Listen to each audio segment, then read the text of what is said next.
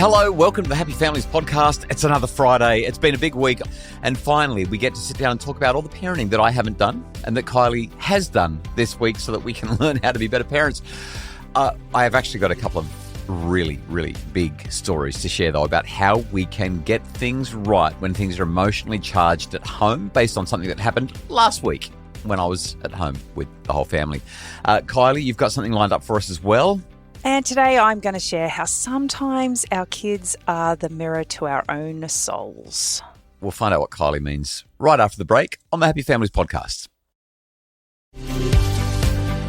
Welcome to the Happy Families podcast Friday edition. It's I'll Do Better Tomorrow, where we review the week that was, work out what worked, what didn't, and try to give you some inspo so that you can make your family happier. My name's Dr. Justin Coulson. I'm here with Kylie, mum to our 6 kids. Kylie, you have said something cryptic about what you're going to share, mirrors to souls for our children. Just before we go there, received an email. We love your emails. We love your voice notes. Podcasts at happyfamilies.com.au. That's podcasts with an S at happyfamilies.com.au. I just want to read this out. A GP, a co-owner of a medical practice and a GP in the northern suburbs of Brisbane, got in touch. Mum to a couple of teenagers, felt compelled, she says, to send an email to you to share my thoughts. Here's the background. I work with lots of young families and adolescents and support them through lots of challenges. Recently, I've been feeling uneasiness with the way mental health treatment has been progressing. So much money spent, so many psychologists and psychiatrists, and overall so many medications for these people without much improvement. And on top of the depression, anxiety epidemic, I've been overwhelmed every week with adults wanting referrals for ADHD diagnosis.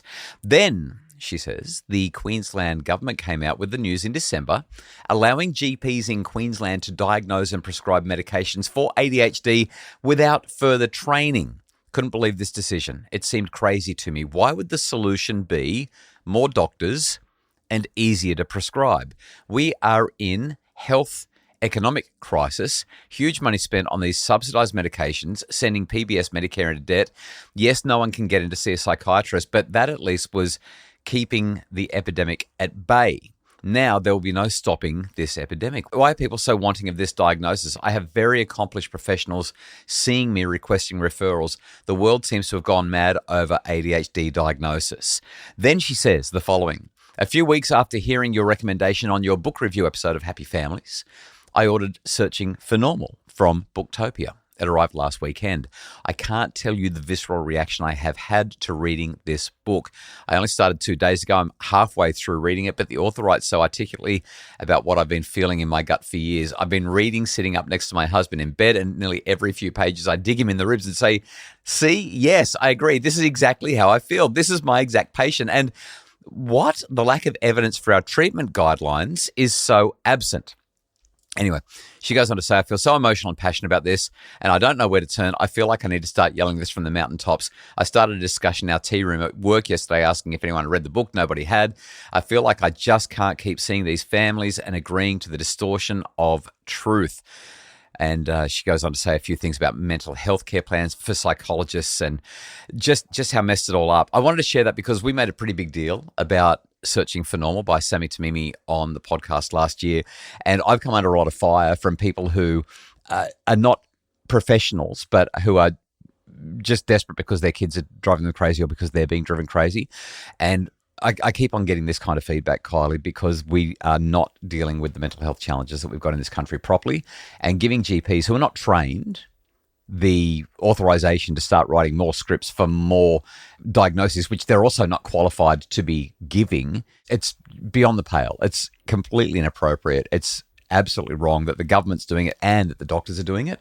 Pediatricians are doing it. They're not actually the people who should be doing this, and we've got massive problems. So there you go. There's my bright ray of sunshine to start off our Friday I'll Do Better Tomorrow. Do you want to add anything to that, or do you just want to tell us your happy story? No, I feel so saddened by the idea that the answer to our problems is just another drug or just another label.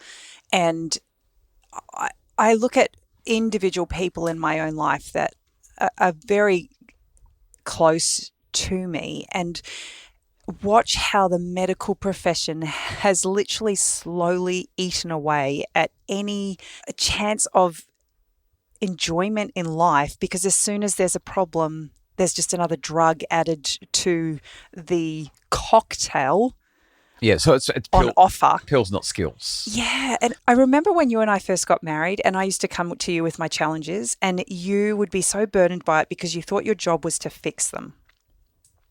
And I kind of feel like GPs play that role.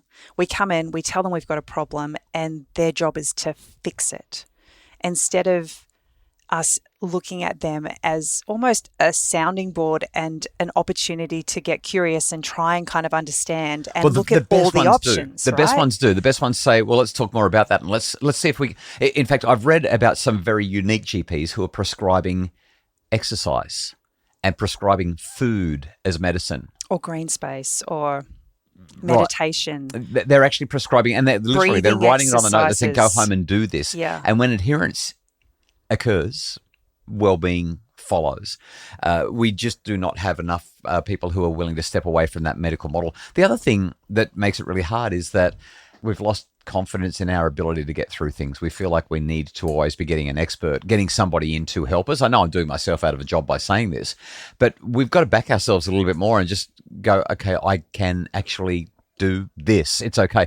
The number of parents who want me to give them permission to say no to their children. I'm like, I don't need to give you permission. You can do that. Anyway, that was the email that came through. We get plenty like that, but that one just struck me, I guess, because it's somebody who is really working out the coalface, dealing with this, and is literally doing the work and saying, why are we doing this? It's not right. We just need more people who are brave enough to do it rather than just go with the flow.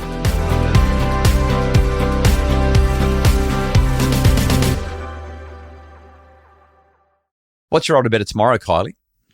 Well, this week's been a little bit challenging and I did find myself in a bit of an altercation with one of our children. And as we were talking, she was very emotionally heightened and was really struggling to, I guess, take accountability for the part that she was playing in this challenge. So we've got a saying at home, if you can't take accountability and own it and be responsible, that's using your OAR, right? OAR, ownership, accountability, responsibility, that you're in bed. Blame, excuse, and denial. And you're saying she was in bed. And I've heard the saying before that children's behaviour is often a mirror to our own behaviour and challenges. And as I was sitting there watching her falling apart and getting more and more frustrated by the whole situation. So dramatic.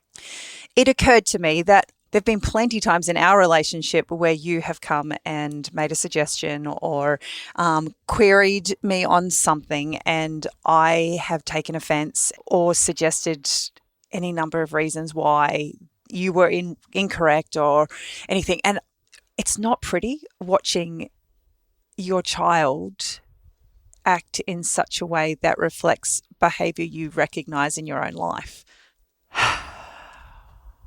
Hence the mirror to your soul. Right. Okay. You do get a bit defensive if I offer a suggestion that is not requested from time to time. Maybe. As much as I try not to. I grew up in a home where suggestions were fluent and fast coming. Like my parents, or my mum especially, always had suggestions for how we could do things better. And I grew up in a home where it was everybody else's problem. Yeah, it's so funny, isn't it? Yeah. How you get together and you're supposed to just figure this stuff out. Here we are, 30 years in almost, and we're kind of going, we're just learning stuff about this. But a short time after that experience, you rang me and I may have jumped down your throat through the phone about something. And I got off the phone. You were so good. You just said, okay, I'll talk to you soon. And you hung up and I rang you back. I think I said nicer things than that. I'm just saying. I think I told you that I love you even when you're mad at me. No, you didn't. Yeah, I'm pretty sure I did. You didn't say any of that. You just. I always say things like let that. Let me go. Okay, all right. And about 3 or 4 minutes, as I sat with it, I was like, oh, wow, that was really harsh. He didn't deserve that. And I rang you back and I apologised. But the thing that stood out to me the most in that small interaction was, number one, you could have been seething for those 3 minutes because I had treated you poorly in that moment. But when you answered the phone, it was like you were so excited to talk to me. And I apologised and you just said, I love you no matter what. And I'm really grateful that in spite of both of our upbringings, that there is this deep desire to find middle ground and to love no matter what. And in spite of the challenges we had with this particular child on this day, I think that we came around to all of us sitting in the room understanding and knowing that no matter what, there is just deep love and appreciation for the abundantly good lives we get to live and we get to share together.